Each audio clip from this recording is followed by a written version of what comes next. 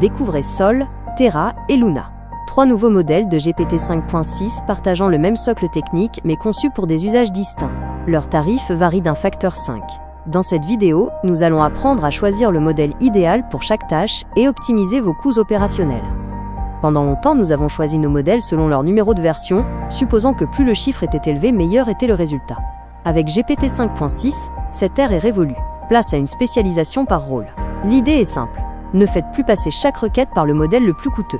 La gamme s'articule autour de 3 profils. Sol est votre source d'énergie pour les tâches complexes. Terra constitue votre base solide pour le travail quotidien. Enfin, Luna agit comme un satellite rapide, idéal pour les processus en arrière-plan. Ce sont 3 outils distincts, chacun optimisé pour un métier précis. Ces modèles partagent une fenêtre de contexte impressionnante d'1 million de tokens, une limite de sortie de 128 000 tokens et une date de coupure des connaissances au 16 février 2026. Sur le papier, ils peuvent tous traiter des volumes de données massifs, mais attention, les différences de performance réelles sont cruciales.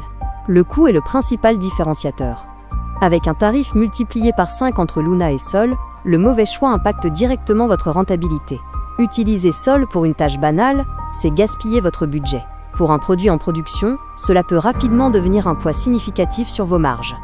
GPT 5.6 introduit 3 briques technologiques partagées qui transforment l'efficacité de ces modèles. Les appels d'outils programmatiques, le raisonnement persistant et le cache à point de rupture.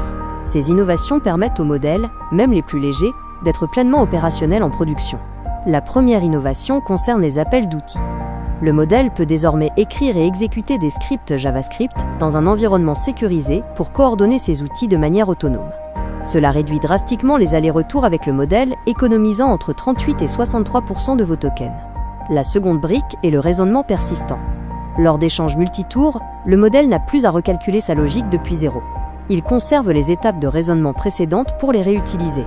Résultat, vos interactions deviennent plus rapides et bien moins onéreuses. La troisième brique, et sans doute la plus rentable, est le cache à point de rupture. En marquant vos préfixes réutilisables, vous bénéficiez d'une réduction de 90% sur les coûts de lecture, avec une durée de vie garantie de 30 minutes. C'est l'optimisation idéale pour vos prompts système ou bases documentaires fixes. Sol représente le haut de gamme, conçu pour l'autonomie. Ce n'est pas un simple chatbot, mais un véritable agent capable d'exécuter du code, de gérer des tests, d'analyser des erreurs et de corriger ses propres scripts en boucle, sans supervision humaine nécessaire. Sol dispose de 2 modes exclusifs. Le mode Max Reasoning approfondit la délibération interne pour explorer des chemins complexes. L'Ultra Mode, quant à lui, lance 4 sous-agents en parallèle pour traiter simultanément différents aspects d'un problème. À utiliser uniquement pour des besoins très spécifiques. Sur les benchmarks d'agents de codage, l'Ultra Mode n'offre qu'un léger gain de performance par rapport au mode standard, pour un coût 3 fois supérieur. Gardez à l'esprit que ce surcoût se justifie uniquement face à un bug critique, jamais pour des tâches de routine. 2 atouts souvent ignorés. Sol comprend nativement les systèmes de design, pouvant extraire des règles depuis des présentations pour créer de nouveaux documents éditables. De plus, sur matériel spécifique, il peut atteindre une vitesse de traitement exceptionnelle de 750 tokens par seconde. Terra est le véritable pilier de cette génération. Il égale les capacités premium de la version précédente, tout en étant 2 fois plus rapide et 2 fois moins coûteux. Avec une consommation de tokens de sortie réduite de 16%, il est le choix rationnel pour la majorité de vos applications. Le réflexe de choisir systématiquement le modèle le plus puissant n'a plus de justification. Terra offre une performance de pointe, comparable aux standards du marché pour une fraction du coût. Il est temps d'adapter vos choix de modèle à la réalité technique et budgétaire de vos projets.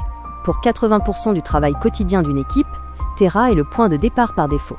Que ce soit pour le développement, la rédaction technique, le support client ou la création de documents produits, il s'intègre parfaitement avec ses capacités d'automatisation et ses outils intégrés. Luna joue une partition différente, la vélocité et le rendement. Sur des tests d'ingénierie, Luna délivre un rapport intelligence-prix imbattable. Ce n'est pas le modèle le plus puissant, mais c'est le plus efficace pour optimiser vos coûts à grande échelle. Attention toutefois au piège du contexte, si Luna possède une fenêtre d'1 million de tokens, son attention s'effondre au-delà de 270 000. Pour de longs contrats ou de grosses bases de code, il risque d'omettre ou d'inventer des détails essentiels. La fenêtre est là, mais la mémoire est limitée.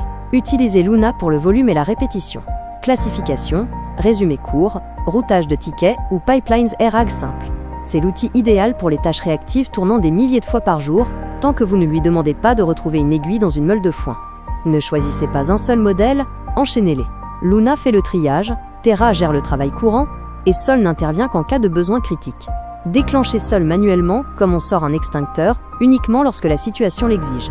Soyez vigilant sur les coûts. Au-delà de 272 000 tokens en entrée, des surcoûts automatiques s'appliquent sur Sol, pouvant rendre la facture très salée.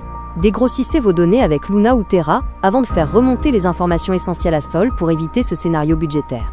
En résumé, utilisez Luna pour le volume, Terra pour le travail quotidien par défaut, et Sol uniquement quand l'échec coûterait plus cher que le modèle lui-même. La question n'est plus quel est le meilleur modèle, mais quel est le modèle suffisant pour chaque tâche. Le monolithe est mort. Place à une architecture spécialisée. Ceux qui continuent d'envoyer tout leur trafic vers le plus gros modèle paient 5 fois le prix pour un résultat identique. Construire une cascade, c'est payer le juste prix tout en allant plus vite. Quel modèle fait tourner votre projet aujourd'hui et seriez-vous prêt à en descendre d'un cran? Dites-le nous en commentaire. Abonnez-vous pour la suite, où nous décrypterons ensemble, code à l'appui, l'utilisation avancée des appels d'outils.